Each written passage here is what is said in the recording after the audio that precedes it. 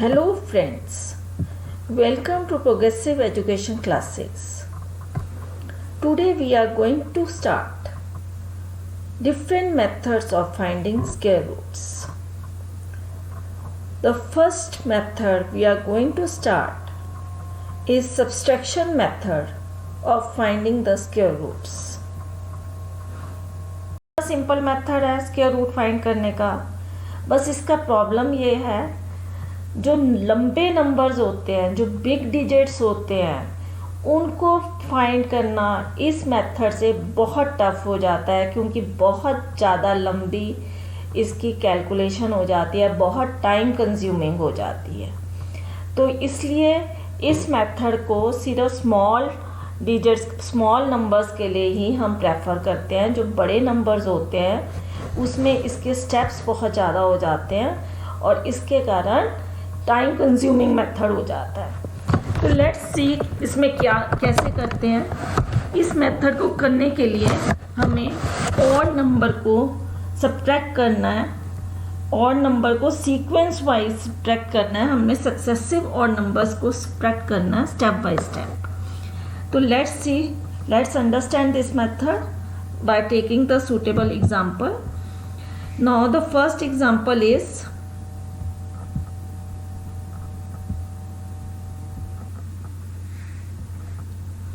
now let's find out the root 9 by subtraction method.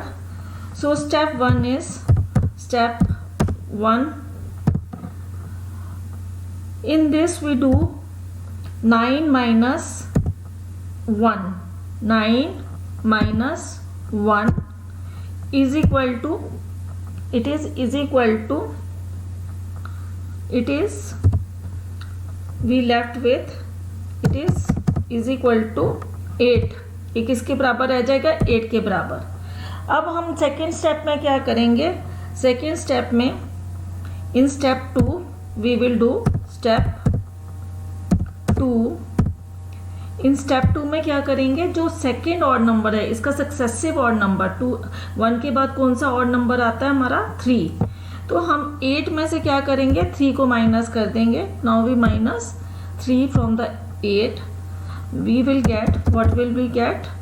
Is equal to 5, is equal to 5.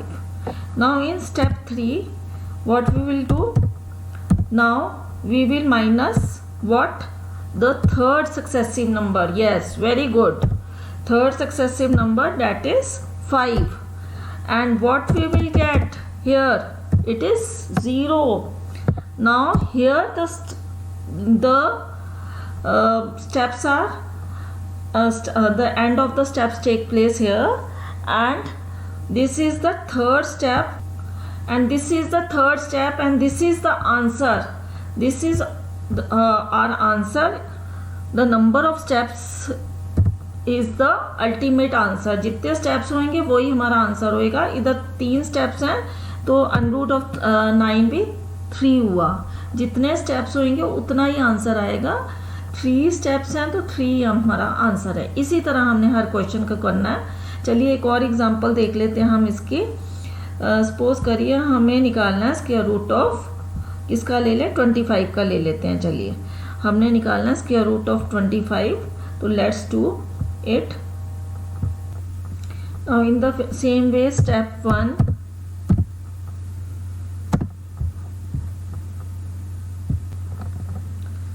अब ये देखिए जैसे ये स्टेप 1 है, 25 में से 1 माइनस किए 24। स्टेप 2 में आपने 24 में से सेकेंड सक्सेसिव ऑड नंबर आपने माइनस किया तो वो 21 रह गया। अब 21 में से आपने थर्ड, उसके बाद 3 के बाद कौन सा ऑड नंबर आता है? 5, वो माइनस किया तो ये 16 रह गया। अब स्टेप 4 में आप क्या करोगे? 16 में से आगे माइनस करोगे। यहाँ पे जब ये 4 स्टेप में आपने जब 7 माइनस किया तो कितने रह गए? 9। और जब 5 स्टेप में आपने 9 माइनस 9 किया तो आपका 0 रह गया। तो जब हम सक्सेसिव ऑड नंबर माइनस करते जाते हैं तो अल्टीमेटली क्या आंसर आता है? हमारा 0। तो हम स्क्वायर रूट ऑफ किसी भी नंबर कैसे निकाल सकते हैं, सक्सेसिव ऑड नंबर्स को माइनस करके निकाल सकते हैं, और आफ्टरवर्ड्स जब 0 आ जाए तो हमने क्या करना होता है, नंबर ऑफ हमने स्टेप्स काउंट करने हैं। अब इसमें कितने स्टेप्स हैं, 5 स्टेप्स हैं। तो हमारा क्या हो जाएगा, हमारा इसमें जो स्क्वायर रूट ऑफ द 25 आ जाएगा, वो कितना आ जाएगा, हमारा स्क्वायर रूट हमारा आ जाएगा 25 का square root is equal to √5। तो आपने इसका आंसर इसका √25 का आंसर आ जाएगा हमारा 5। तो आपने लिखना है √25 का आंसर कितना है, 5। तो दिस इज योर आंसर। तो इस तरह से आपने ये बाय सब्ट्रैक्शन मेथड फाइंड करने होते हैं। इसके 2 और मेथड्स हैं, अब हम वो सीखेंगे, prime factorization method and division method. Now we will find the square root of a perfect square by prime factorization. अब इस यहाँ पे हम समझेंगे कि प्राइम फैक्टराइजेशन मेथड क्या है। प्राइम फैक्टराइजेशन मेथड में प्राइम नंबर से फैक्टर्स किए जाते हैं। अब सबसे पहले हम समझेंगे प्राइम नंबर्स और कंपोजिट नंबर्स क्या हैं। तो सबसे पहले हम समझ लेते हैं कि प्राइम नंबर्स और कंपोजिट नंबर्स क्या हैं। प्राइम नंबर्स ऐसे नंबर्स होते हैं जिनके 2 ही फैक्टर्स होते हैं। जैसे 2 है, 2 के कौन कौन से फैक्टर्स हैं, 2 और 1 सिर्फ 1 को छोड़ के बाकी सारे नंबर जिनके 2 ही फैक्टर्स हैं वो सारे क्या होंगे, प्राइम नंबर्स। 1 किसी में भी नहीं आता, ना प्राइम नंबर में ना कंपोजिट नंबर में। अब 2 के क्या हैं, 2 ही फैक्टर्स हैं, 2 और 1। 3 के क्या हैं, 2 ही फैक्टर हैं, नंबर इटसेल्फ और 1, 3 एंड 1। इसी तरह 5 है, 5 के क्या हैं, 2 ही फैक्टर्स हैं, 5 और 1। तो ये सारे क्या हैं, प्राइम नंबर्स हैं। पर कंपोजिट नंबर्स क्या होते हैं, जिनके और भी फैक्टर्स हों। जैसे 9 है, उसके क्या फैक्टर्स हैं, 3, 2, 3, 9, 1। तो उसके क्या है, 3 भी है, 9 भी है, 1 भी है। तो इस तरह से सारे जितने भी नंबर्स ऐसे हैं जिनके नंबर इटसेल्फ और 1 को छोड़ के और भी फैक्टर्स हैं, उन्हें हम कंपोजिट नंबर कहते हैं। चलिए देख लेते हैं। सो factors of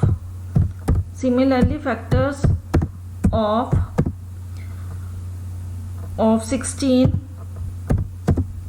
is equal to 4, 2, 16, 1, 8, so on. So you can say that prime numbers are 2, 3, 5, 7, 11, so many prime numbers. These are all prime numbers जिनके फैक्टर्स आपके like 2, 3, 5, 7, 11, 13 जिनके 2 ही फैक्टर्स होते हैं, 1 और नंबर इटसेल्फ, उनको सबको प्राइम नंबर्स कहते हैं। तो ये नहीं, प्राइम नंबर से हम जब भी किसी भी परफेक्ट स्क्वायर को डिवाइड करते हैं, then we get the square root of a number by prime factorization method. Let's see how. अब देखते हैं कैसे। तो करते हैं किसी सिंपल सी एग्जांपल लेते हैं स्क्वायर रूट की। तो स्टार्ट करते हैं। Let's do. So firstly the prime factorization of हम करेंगे 81। Let's start with 81। 81 is very simple number, so let's start the prime factorization of 81.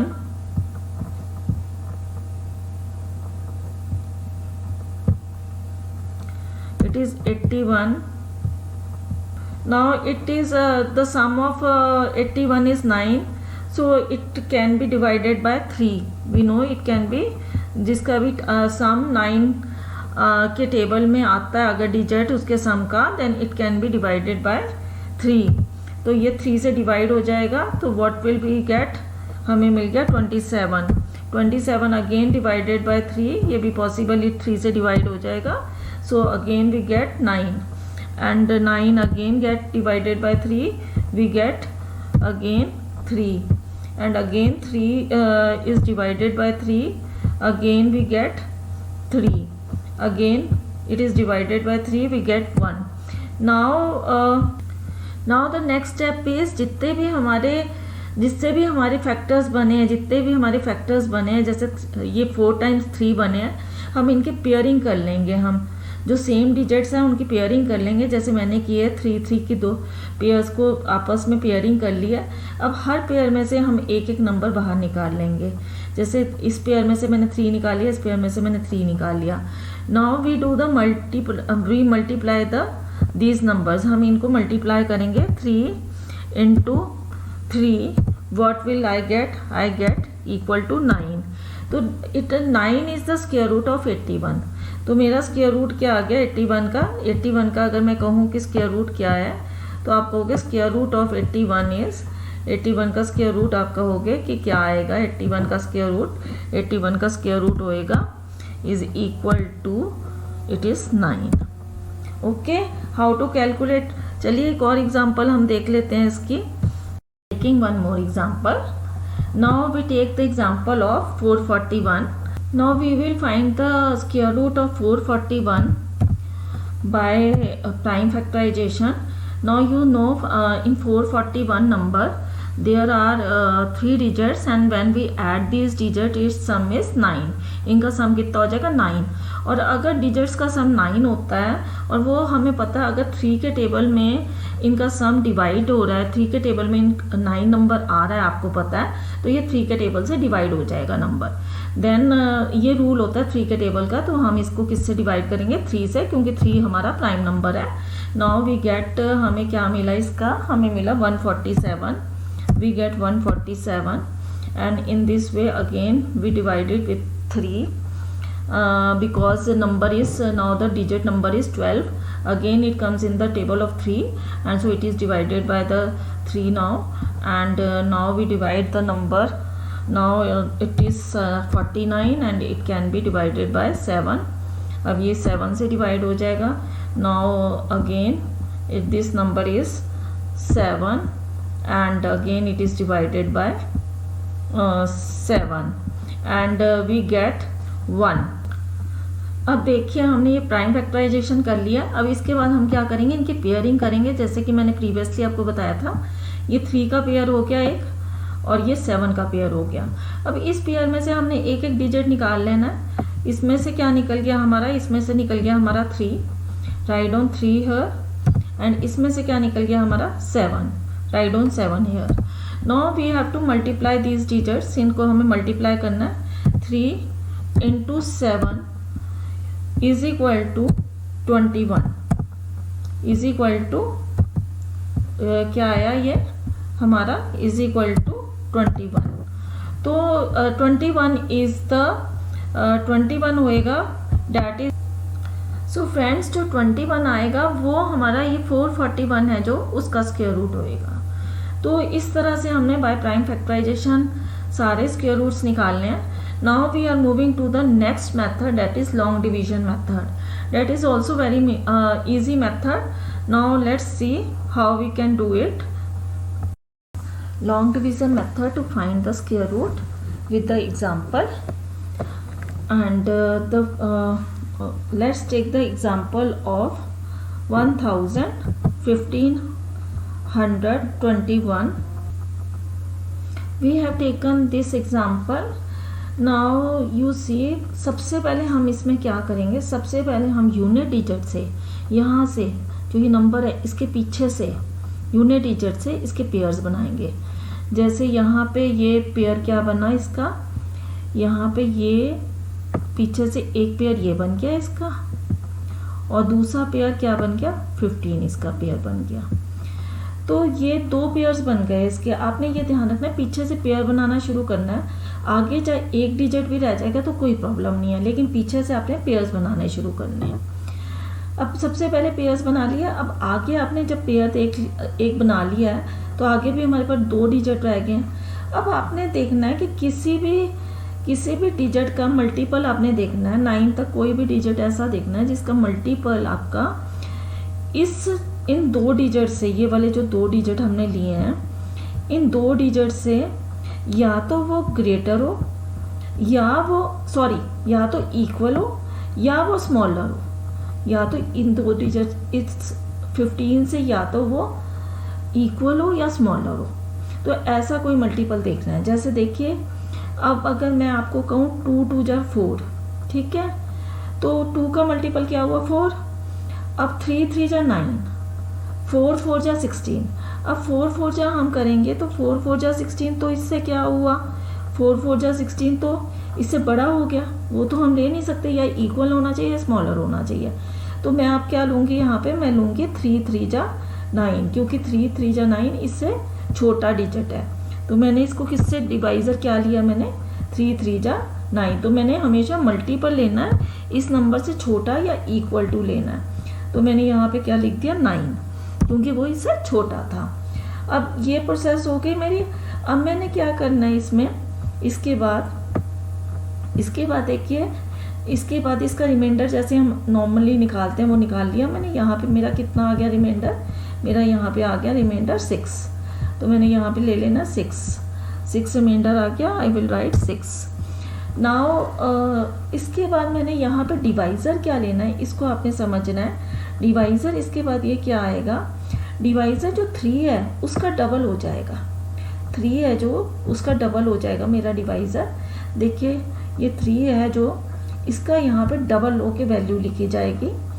तो ये कितना हो जाएगा, यहाँ पे डिवाइज़र हो जाएगा 3 इन, तो ये डिवाइज़र मेरा क्या आएगा 6 आएगा। हमेशा जितना भी मेरा क्वोशंट होता है उसको मल्टीप्लाई बाय 2 करके मेरा डिवाइज़र आना है यहाँ पे। अब डिवाइज़र ये जो मेरा रिमाइंडर उतरा है, ऊपर से मुझे क्या उतारना है, नंबर में से मुझे हमेशा पेयर में नंबर्स उतारने हैं। ये जो पेयर हैं उसी में नंबर्स उतरेंगे मेरे, 21 उतरेगा, पेयर में ही नंबर उतरेंगे। अब मुझे ये जो डिवाइज़र है उसको इस नंबर के जितना बनाना है। तो मैं इसको कैसे, इसका मेथड अलग है, इसको मैंने कैसे मल्टीप्लाई करना है, इसको मैंने ऊपर और नीचे दोनों एक ही नंबर से मल्टीप्लाई करना है।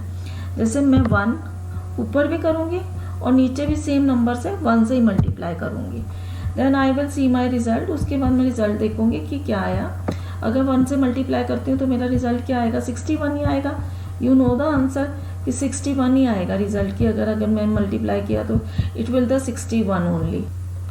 ये ध्यान रखना, मैं जिस डिजिट से ऊपर इसको मल्टीप्लाई करूँगी और नीचे भी उसी डिजिट से मुझे मल्टीप्लाई करना है इसको, तो मेरा आंसर जो आएगा वो उससे मैंने इसको सब्ट्रैक्ट करना, उससे मैंने देखना है। जैसे मैंने 6 किया तो 61 आया, ये छोटा था।